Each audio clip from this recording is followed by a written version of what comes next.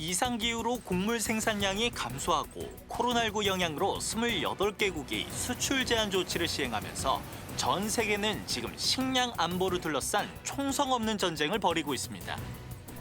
우리나라도 곡물이나 축산물 등 물가 상승세가 고조되면서 서민 체감에도 적지 않은 영향을 미치고 있는데요.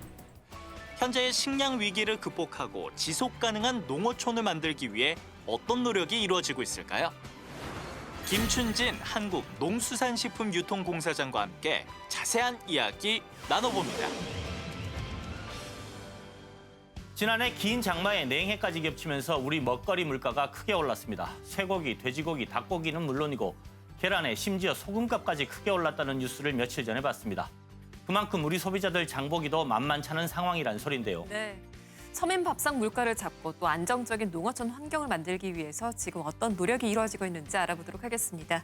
김춘진 한국농수산식품유통공사장님 모셨습니다. 자, 한국농수산식품유통공사, 우리가 흔히 아는 그 AT라고 불리는 곳이 맞는 거죠? 네. 어떤 업무를 하시는지 자세한 내용 부탁드립니다. 저희 공사가 설립된 것은 1967년에 농어촌 개발공사로 설립이 됐었어요. 그 이후에 변화를 거치면서 한국농수산식품유통공사로 이렇게 바뀌게 됐습니다. 우리 국민들에게 안전한 먹거리를 안정적으로 공급해주는 기관이다. 이렇게 보면 되겠습니다. 네. 지금 취임하신 지가 한 100일 정도 되셨어요, 그죠? 네, 그러면은 그렇습니다. 제가 기사를 조금 찾아봤는데 취임 이후에 현장 엄청 많이 다니셨더라고요. 그러면 현장에서 나오는 목소리들도 많이 들으셨을 것 같은데 일단 100일간 느낀 소회, 현장의 목소리 좀 얘기 좀 해주십시오. 네, 그렇습니다. 현장에서 1차 농산물, 그러니까 천연 농산물을 생산하시는 분들이 계시죠. 네. 바로 농어민들입니다. 그래서 이분들의 목소리, 그리고 이걸 가져다가 유통하시는 분들, 또 식품 산업 하시는 분들, 그리고 수출 현장에 계시는 분들의 생생한 목소리를 들을 수 있었습니다. 역시 현장은 아무리 강조해도 지나치지 않는 스승이다, 이렇게 생각하고 있습니다. 자, 이제 시장 얘기로 들어가 볼 텐데요. 현재 코로나19로 오르지 않는 게 없다고는 합니다만 곡물 가격이 크게 올랐다고 지금 전해지고 있습니다.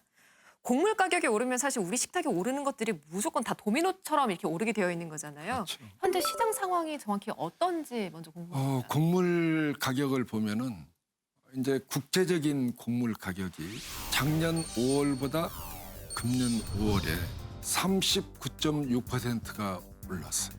이 곡물의 국제적인 동향을 보면은 금년에 약 한 28억 6,900만 톤 정도가 이제 생산될 걸로 보는데 네. 여기에 비해서 이제 이 수급량, 필요로 하는 양이 있죠. 필요로 하는 양하고 공급량하고 비교해 볼 때 공급량이 약 한 540만 ton 정도가 많은 걸로 이렇게 예측되고 있어요.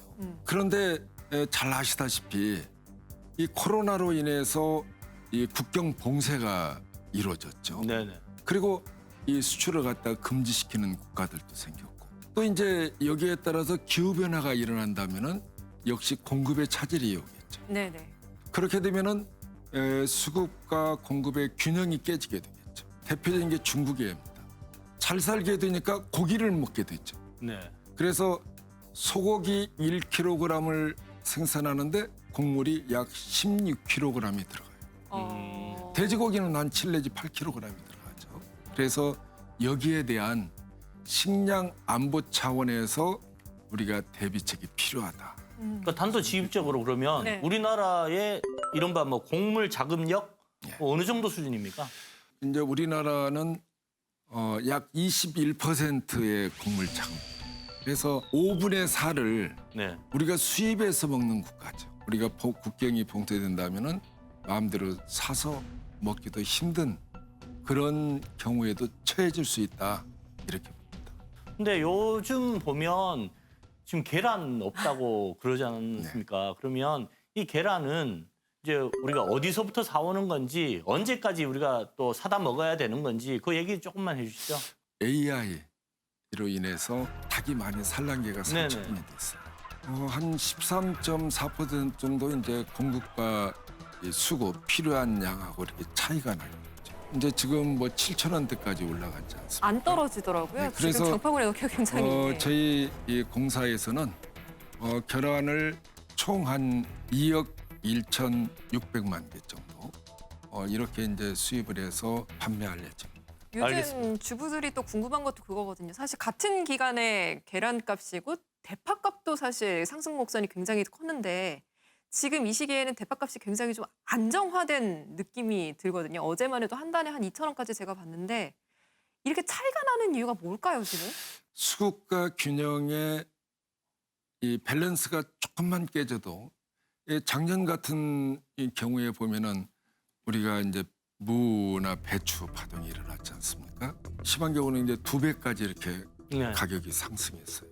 한 14% 정도의 공급이 부족했는데 가격은 그렇게 오르게 됐죠. 바로 농산물의 특성상 공급이 조금 부족하게 되면은 이 가격이 급격히 오르게 됩니다. 그리고 역으로 공급이 좀 과잉되게 되면은 가격이 또 그 이상으로 폭락하게 되죠. 그래서 이제 이러한 것을 저희 공사는 뭐 빅데이터를 활용한다든가 이렇게 해서 미리미리 예견해서 앞으로 이렇게 국민들이 이렇게 가격 파동을 겪지 않고도 네, 먹을 수 있도록. 잘, 네. 드실 수 있도록 저희 공사는 최대한 노력을 하겠습니다. 알겠습니다. 주부의 입장에서 얼른 계란값이 좀 안정화됐으면 하는 바람을 가져봅니다. 자, 그런데 이렇게 뭐 코로나19라는 정말 어려운 여건 속에서도 작년에 농수산식품 관련해서 수출이 굉장히 늘었다고 들었습니다. 단순하게 생각해서 우리는 네. 우리나라가 농산물을 수출한다고? 라는 생각을 하시는 분들도 좀 있을 것 같아요. 주로 사 먹지 우리가 수출할 게 있나 싶은 생각도 들고요. 작년에 이제 코로나 상황이 있었음에도 불구하고 98억 7천만 달러에 저희가 수출을 했어요. 그 정도로. 네, 그래서 이미 일본을 추월할 정도로 그렇게 우리 농수산식품의 수출이 많이 증가했습니다. 주요 수출 품목이 뭔가요? 도대체 어떤 거를 네. 수출해요, 우리가? 딸기죠. 딸기. 오, 우리나라 딸기. 딸기. 근데 사실 딸기는 좀 빨리 물러지고 그러잖아요. 네. 그래서 이게 수출이 된다는 게 좀 예, 저는 이- 신기한데. 작년에 이제 저희 이 공사에서 항공기를 지원해가지고 비행기 타고 가는 건가요? 비행기로 수출했습니다. 그래서 작년에 5,370만 달러의 그런 수출고를 올렸어요. 그리고 우리나라의 이제 딸기가 이게 당도가 높습니다. 네. 그래서 외국 사람들이 좋아해요. 그리고 특히 엄청 동남아 사람들이 고급 과일로 좋아합니다. 팔린다면서요, 네, 나가면. 그렇습니다. 네. 그리고 우리 국산 배 빼놓을 수가 없죠.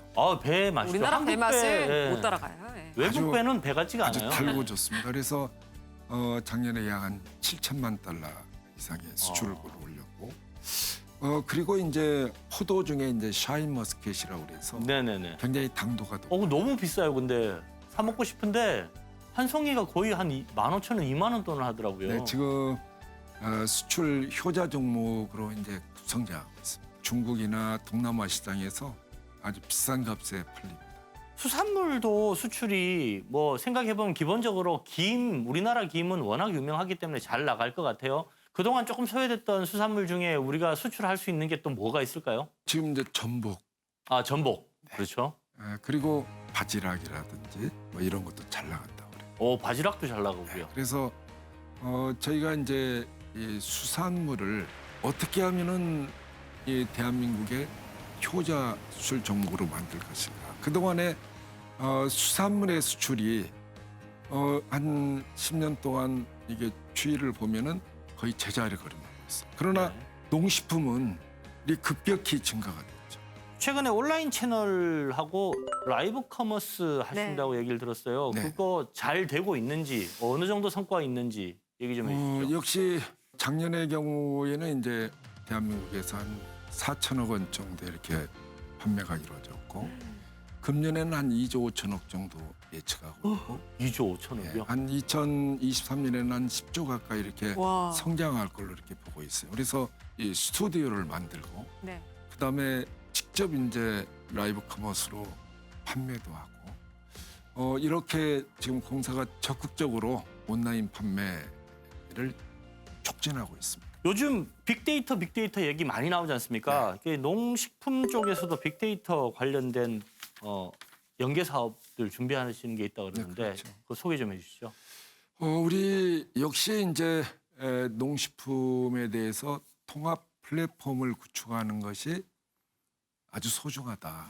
그래서 이러한 데이터를 갖다가 데이터댐을 구축하고 있어요. 예를 들면 이제 재배 농가가 지나치게 많아서 과잉 생산들 걸로 예정이 된다 하면은 일괄적으로 얼마 이제 줄이라고 권고할 수도 있죠. 네네.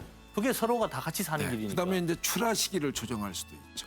그렇죠. 또 너부터 해라. 예, 해라. 미리 이제 이런 빅데이터를 활용한다면은 예를 들어서 닭의 산란계 살처분을 뭐 1,000만 마리 했다, 뭐 500만 마리 했다. 네. 그러면 이제 미리 그 예측 가능하잖아요. 거기에 따라서 선제적으로 미리 수입해 두는 거죠. 그만큼 이 데이터 활용도가 저는 꼭 귀중하게 쓰일 것이다 이렇게 봅니다. 공사에서 또 다른 사업으로 청년 농업인들을 육성하고 계신다고 들었습니다. 뭐 농촌 고령화 문제야 사실 뭐 고질적인 문제이기도 한데 이 공사에서는 지금 어떤 방향으로 해결하려고 좀 접근을 하고 계시는지 궁금한데요. 우리 지금 농어촌은 굉장히 어렵습니다. 그래서 젊은이들이 다 떠나서 아이들의 울음소리가 뭐든지 오래라고 그래요. 그래서 그만큼 어떻게 하면은 떠나는 농촌에도 돌아오는 농촌이 되게 할 수 없을까.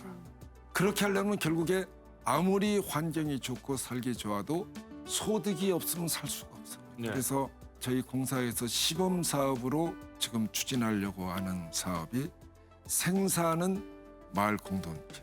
그다음에 영농 지도는 농가대학이나 농진청이나 전문 CU.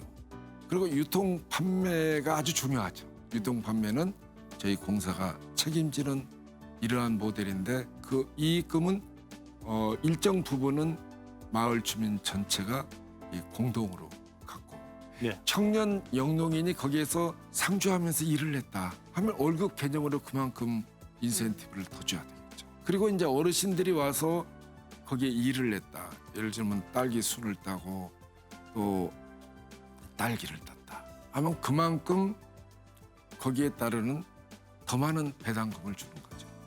이제 이런 모델을 한번 가진다면은 결국에 국가가 지원하는 많은 보조금 사업이 있었는데 한 80~90%의 농가는 이 보조금 혜택을 못 받았어요. 그런데 국가가 지원하는 보조금 사업으로서 이러한 모델을 한다면은 전체 이 소농이나 중농도 다 혜택을 받을 수 있는 이러한 모델이 성공된다면은 저는 농어촌 문제 해결하는 데도 도움이 될 거다. 특히 청년 영농인이 붙박이처럼 일할 수 있는 자리가 많이 생길 거다. 네. 알겠습니다. 이상기후와 자연재해가 빈번해지고 있습니다. 스마트 농업이 발달하고 있다지만 아직은 자연에 크게 기댈 수밖에 없는 것이 우리 농업의 현실이기도 합니다.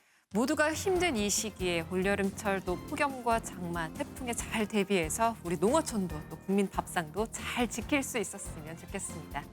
자, 오늘 톨보커스는 여기서 모두 마치겠습니다. 함께해 주신 여러분 모두 고맙습니다.